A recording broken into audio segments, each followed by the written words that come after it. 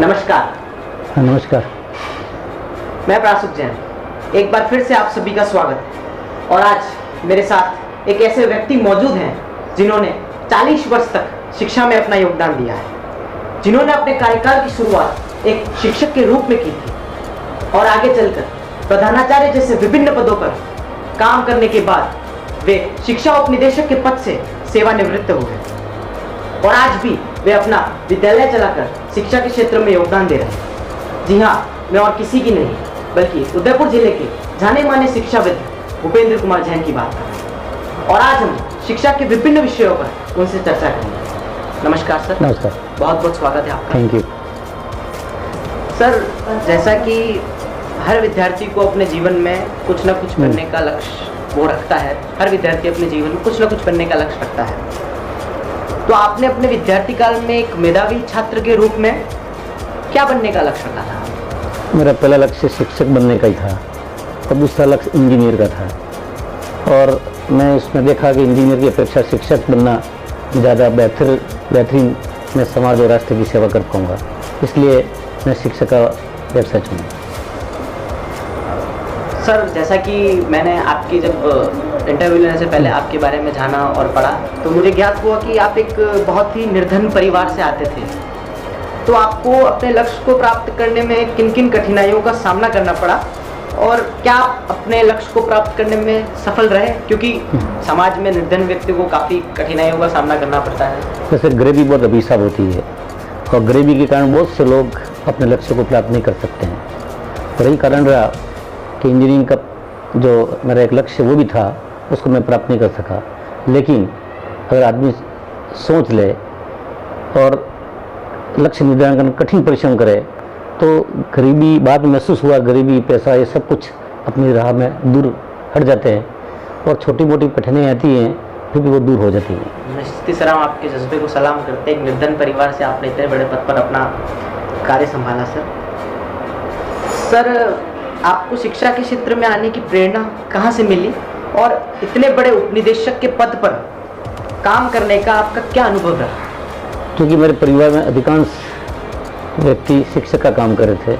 मेरे चारों मामा जी, मेरे बड़े ब्रदर, मेरे अन्य जो रिश्तेदार, उनको देखकर मैं देखता था वो उनकी तरह मैं भी शिक्षक बनूं।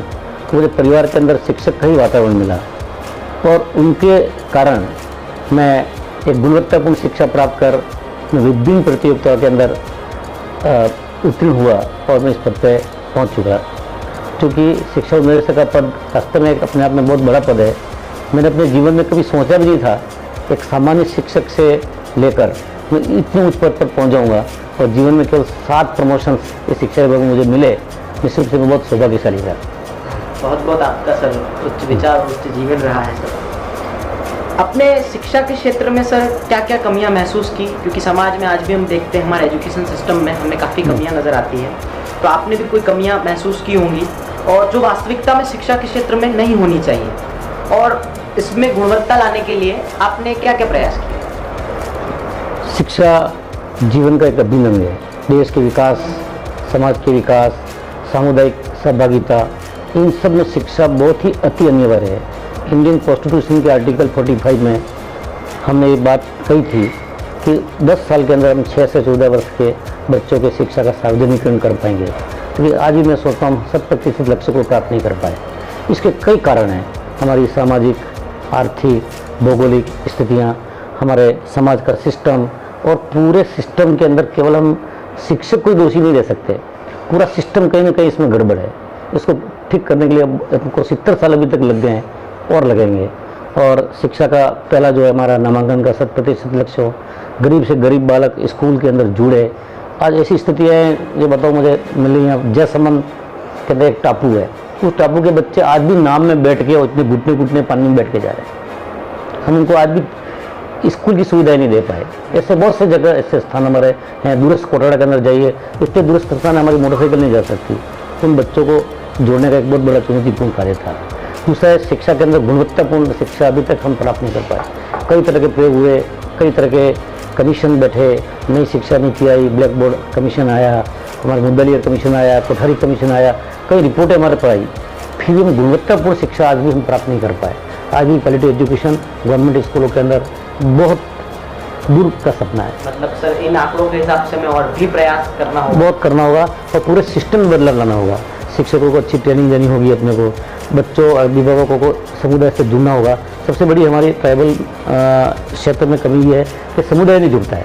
हमने देखा जिन समुदाय के बच्चे पिताजी समुदाय से स्कूल से जुड़े हुए हैं, जो जागरूक हैं, पढ़े लिखे हैं, जिनका एजुकेशन और आर्थिक दृष्टि से वो बहुत मजबूत हैं, उनके बच्चे बहुत अच्छा पढ़ते हैं। तो जो गरीब है, जो नरेगा में काम कर रहा है, दूरस्थ स्थान पर बैठा हुआ है, जिनको पिताजी को यही पता नहीं है बच्चा कौन सी क्लास पढ़ा, बच्चा जा रहा है, इससे वो संतुष्ट हो जाते हैं।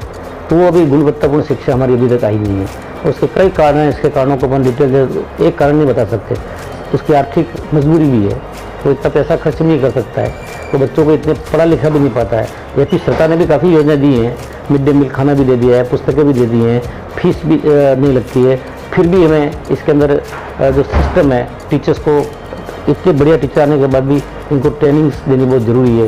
रोज़ शिक्षा के अंदर नए नए नवाचार आ रहे हैं, इसलिए गुणवत्तापूर्ण शिक्षा प्राप्त करना बहुत कठिन काम है, लेकिन असंभव नहीं है। मतलब निश्चित ही सर आपके इन आंकड़ों पर हमें ध्यान देना चाहिए और इसे आगे बढ़ाना चाहिए सर। 40 साल शिक्षा के क्षेत्र में सेवा देने के बाद कब आपको ऐसा लगा कि मेरा भी एक विद्यालय हो जिसमें बच्चे पढ़कर समाज में अपना नाम रोशन करें और अपने देश का नाम रोशन करें? कब आपको मतलब ऐसा अंदर से हुआ कि मैं भी एक विद्यालय? जब मैं रिटायरमेंट के पास 2015 में आया और पूरे जीवन के 40 साल अनुभव बाद हुआ कि चूँकि सरकारी स्कूलों में हम एक सिस्टम में बंधे होते हैं, हम स्वतंत्र रूप से काम नहीं कर सकते हैं।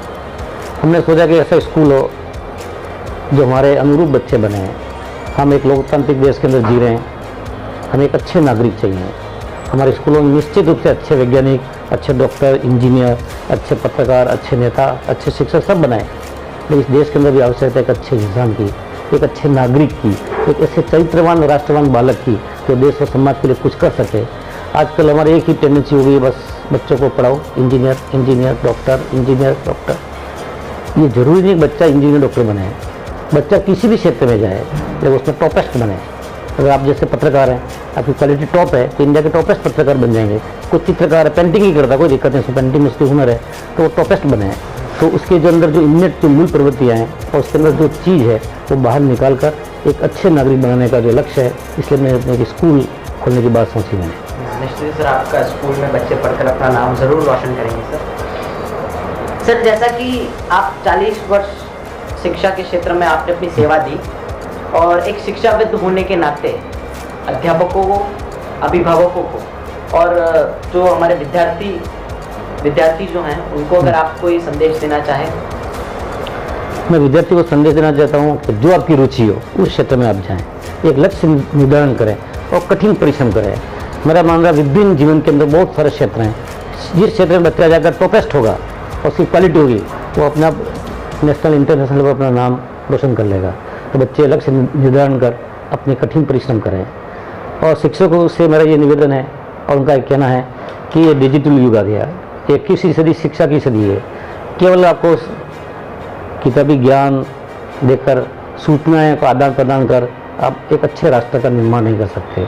शिक्षक राष्ट्र का निर्माता है, आने वाले कल का जो भारत है उसकी वो तकदीर है और तस्वीर है। इसलिए बच्चों को अच्छी शिक्षा दे रहे, इसके पहले वो स्वयं अपने शिक्षित हो। रोज़ शिक्षा में नए परिवर्तन होते हैं, अगर टीचर अपडेट नहीं होगा, चाहे वो डिजिटल से हो, चाहे इंटरनेट से हो, चाहे नए ज्ञान से हो, वो बच्चों को नहीं दे पाएगा। अगर शिक्षक एक जलते हुए दीपक की तरह है, वो स्वयं जलकर समाज को एक रोशनी देता है, उस दीपक के अंदर अगर तेल ही नहीं होगा, बाती ही नहीं होगी, वो जलकर प्रकाश नहीं दे सकता है, समाज में अंधकार रहेगा। इसलिए शिक्षक से मेरा इतना आग्रह है वो खुद पढ़े, अपडेट बने और बच्चों को क्वालिटीपूर्ण एजुकेशन दे रहे। अभिभावकों से मेरा एक निवेदन है कि बच्चों की जो रुचि उधर जाने दें। आज के अभिभावक की सबसे बड़ी समस्या है वो नंबर चाहता है, 90%, 100%, और प्राइवेट स्कूलों में बेच के चाहता है। वो प्राइवेट स्कूल भी देखिए उसको 100% नंबर दे दो, नंबर आने से बच्चा 100% नहीं बनता है। उतना स्ट्रेस अभिभावक करता है बच्चों को, और बच्चे आज इसलिए कारण कई जगह आत्महत्या कर रहे हैं। उसको कहते तू इंजीनियर बन जा, और भाई सबके सब हिंदुस्तान के 30 करोड़ स्टूडेंट है, सब तो इंजीनियर बनने से रहे, सब डॉक्टर बनने से रहे, उसकी जो रुचि उधर हो गई है। और स्ट्रेस बच्चों को नहीं करे, बहुत स्ट्रेस करते हैं अभिभावक घर पे। देख पड़ोस का बच्चा इतना नंबर ले, तू क्या कर रहा है, देख मामा का लड़का इतने नंबर ले, तू इतना पीछे कैसे रह गया। वो इस तरह की जो प्रवृत्ति है उसको त्याग देना है। बच्चा जीवन गैस को जाने तो उनको दिक्कत नहीं, प्रोफेस्ट हो जाना चाहिए, इस बात को अभिभावक ध्यान। आप निश्चित ही सर आपकी इन बातों से विद्यार्थी वर्ग को, अभिभावकों को और अध्यापकों को जरूर प्रेरणा मिलेगी। बहुत बहुत धन्यवाद। आपको भी धन्यवाद बहुत। तो ये थे हमारे साथ उदयपुर के जाने माने शिक्षाविद भूपेंद्र कुमार जैन। मैं इनका बहुत बहुत धन्यवाद करता हूँ कि इन्होंने अपना अमूल्य समय हमें दिया और आगे भी ऐसे साक्षात्कार के लिए मेरे साथ बने रहिए। तब तक के लिए सुरक्षित रहें, सामाजिक दूरी का ध्यान रखें। धन्यवाद, नमस्कार। आपको भी बहुत बहुत धन्यवाद, आपने इस मौका दिया।